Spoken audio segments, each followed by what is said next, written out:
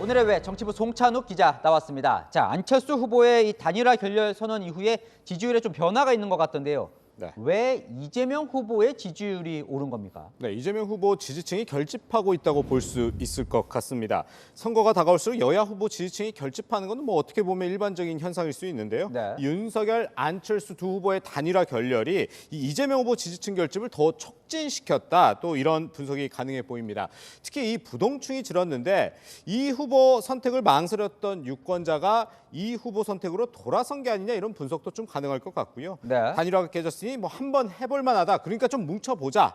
이렇게 좀 분위기가 이재명 후보 지지층에서 생긴 걸로 보입니다. 민주당은 이재명 후보가 요즘 이제 코로나 극복을 위해서 영업시간 제한도 좀 풀고 그리고 각종 지원을 하겠다. 이런 게 좀 영향을 미쳤다 이렇게 분석을 하더군요. 자, 그럼요. 왜 안철수 후보의 지지율은 떨어지는 겁니까? 네, 일단 오늘 부산에서 선거운동을 하던 이 안철수 후보가 한 발언 직접 좀 들어보죠. 그럴까요?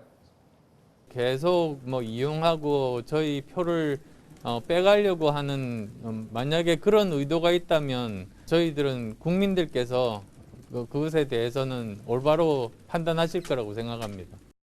네, 자신의 표를 빼앗아 갈 거다 이렇게 경계하고 있는 건데 일단 여론조사상으로 보면 지난주에 비해서 안철수 후보 지지율은 좀 빠졌습니다. 네. 그런데 이 또 어디서 빠졌나 한번 봤더니 이 중도층과 진보층에서 지지율이 빠진 것을 확인할 수 있었습니다. 그러니까 이제 안 후보 표가 이 후보로 좀 옮겨간 것 같기도 한데 네. 그럼 윤 후보 이 지지율은 왜 이 큰 변화가 없는 겁니까? 네, 이 단일화에 실망한 지지층이 이 지지를 철회한 것과 또 반면에는 이 단일화 결렬로 대선에서 질 수도 있다 이런 우려가 생겨서 이 위기감에 보수층이 결집한 게 이 마이너스. 플러스가 됐기 때문인 것으로 분석이 됩니다.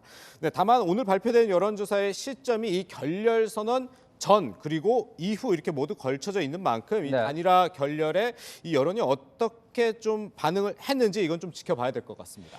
물론 뭐 지지율은 빠지지 않았다고 하더라도 이재명 후보와의 격차는 줄었으니까 네네. 국민의힘도 좀 신경은 쓰이겠네요. 네, 제가 이준석 국민의힘 대표가 한번 오늘 통화를 해봤거든요. 그랬더니 이 대표 이 단일화 효과에 대해서 데이터로 확인해 보니 마이너스였다. 이렇게 오히려 얘기를, 마이너스였다. 예, 여전히 단일화에 좀 부정적이라는 건데 그런데 오늘 이 서병수 국민의힘 의원이 이 부산의 안철수 후보 유세차에 깜짝스럽게 올라가서 이런 얘기를 했습니다. 네. 단일화에서 확실한 정권 교체 이뤄보자는 희망을 갖고 있다.